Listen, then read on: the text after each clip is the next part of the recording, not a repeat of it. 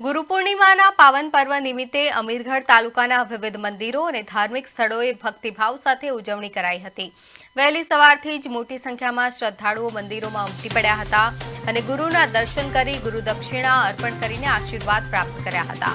અમીરગઢના દેવડુંગરીપુરી ધૂણી અને ઇકબાલગઢની રાજવી સોસાયટી સ્થિત હનુમાનજી મંદિર, બાલંદારા મંજી ધૂણી અને અરણીવાડા મહાકાલેશ્વર મંદિર તેમજ વિરમપુર સહિતના અનેક ગામોમાં ગુરુ પૂર્ણિમાની ધાર્મિક ઉજવણી ભક્તિમય માહોલમાં યોજાઈ હતી।